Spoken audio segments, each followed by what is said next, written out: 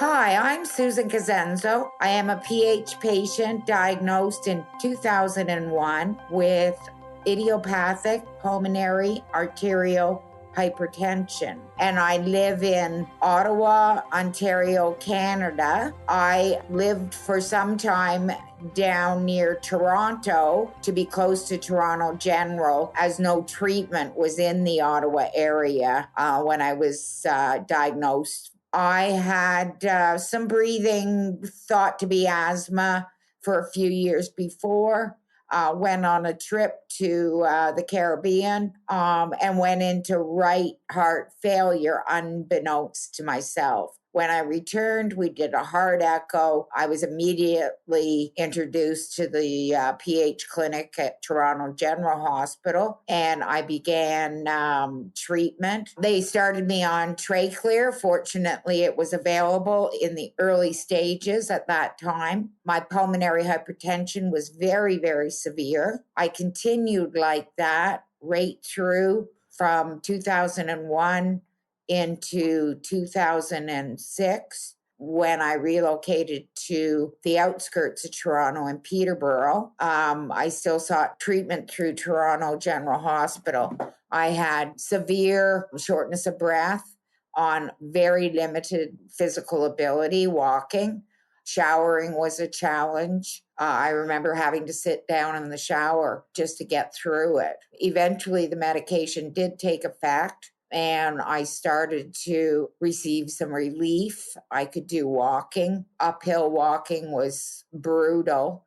Through the years, I was a single mom living in government housing. My son, who was started with me when he was 11 years old with my illness in Peterborough, was my main caregiver. I sought services through the medical community in Peterborough to have help come in on a regular basis for bathing. And then I was put on oxygen for a while. My son would, bless his heart, go on the bus with the little cart and get the groceries for me. He had to do most of the house cleaning. It was a very difficult time, and I salute him. Unfortunately, in 2014, when I was starting to get better, when I was moved to Adcirca and Volibris as treatments, my son died of an accidental drug overdose. So I lost that companionship and that family support. So I decided to relocate back to Ottawa. I investigated medical services, and Dr. Shandy was at the Ottawa Heart Institute, took me on. From about 2006 until 2016, I made major lifestyle changes. I started to lose weight. I started sleeping properly. I took classes to understand the quality of sleep and how to achieve that, eating regular 3 healthy meals a day. I ended up losing about 95 pounds. It took me about 4 years. I quit smoking. I was also a short-term period, an alcoholic.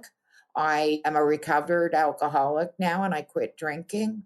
Then a few years later, into about 2016, I had a right heart cath and my pressures were normal. I have been able to continue with normal pressures and lead an active life of golfing. I'm starting to play pickleball, walking. I'm back to work. I was off work all those years and really enjoying life. I just purchased my mom's home on Mississippi Lake. I enjoy staying there with my dog, Sally, and have a very full and happy life. But I am very particular about making sure my health is in check and I am living and sleeping properly. I also was dealing with 2 children, which was my son at the age of about 17 with drug and alcohol addiction. Scotty, unfortunately, in the neighborhood we lived in, found comfort with that class of friendship. and he became a drug addict and alcoholic. My older son, 5 years senior, also a very severe drug addict and alcoholic. Fortunately, before his brother died, he got clean through a rehab program. He's now clean for 11 years, thankfully. I was not sleeping properly. I was sleeping on the couch. I would stay up until the wee hours of the morning and then sleep late in the morning. I was just leading a very unhealthy life. And I started baby steps to get healthy. First, I started walking up and down the driveway, which was recommended by the doctor, till I could go further without having shortness of breath as I started to drop my weight and live healthier. I know the medication obviously is helping to keep my pulmonary hypertension at bay, but I think there's a lot of things that us as people can do. And if I depended greatly on services, I was a staunch Al-Anon member, an AA member. I sought out help through addiction services, through the hospital, through our community medical, with the government, anything that was available to help me. Without that, it wouldn't be possible for me. I was close to lung transplant, however, disqualified because I could not quit smoking. That's how severe the pulmonary hypertension became in around 2005. Yeah, that's kind of my journey through those years. I've continued to be a single mom, and I continue to try and set healthy boundaries with my son. I've come to grips with my son's passing. It was an accidental overdose. He didn't cause it. And he never, ever said that I was responsible for his drug addiction because of what he had been living through. He said, I take full responsibility for it. So that was very reassuring and made me feel good when I lost him.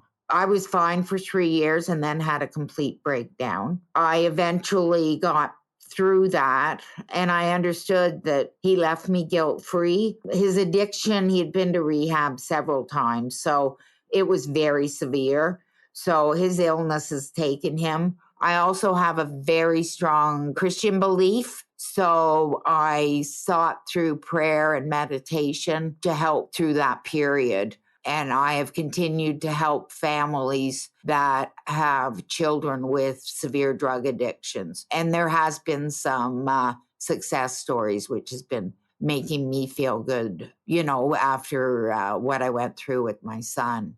Taking the baby steps and my depression, I used medication. A lot of different medications were prescribed to me.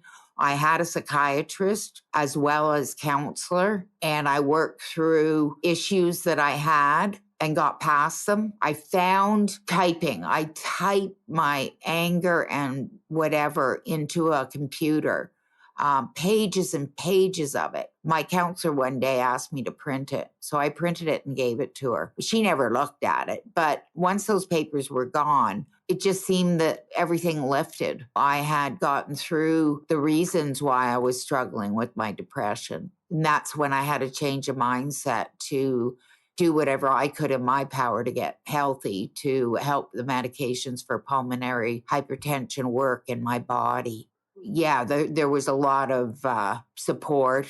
CMHA, which is the Canadian Mental Health Association, I was able to get a worker through them. I had left in a bad way from my partner, and I was left with accumulation of stuff, household stuff, clothing. And this young woman would come each week or twice a week, and we'd go through and spend an hour, and she would pack bags and just take it out that day to donation. And I finally whittled down all my belongings to just a few, which was another aspect of my life that improved my health and my outlook on lifestyle. Yeah, so there was a lot I did, I guess, now that I say it. I can't put enough on fighting your fight for services and help from the outside, especially because I didn't have a caregiver. And in those times, I had broken bones. I broke both my ankles one time and ended up in the hospital for 3 months. I had another break, which I was in a cast for quite some time. My bones were brittle. We struggled through all of it, my son and I. My older son would come to visit, but he did return to live with me. But unfortunately, his addiction was too severe. I couldn't allow him to stay with me. I hope that perhaps some aspects in my journey might resonate with you, or also there might be some of my milestones I made that might encourage you if you're struggling. My name is Susan Cosenzo, and I'm aware that I am rare.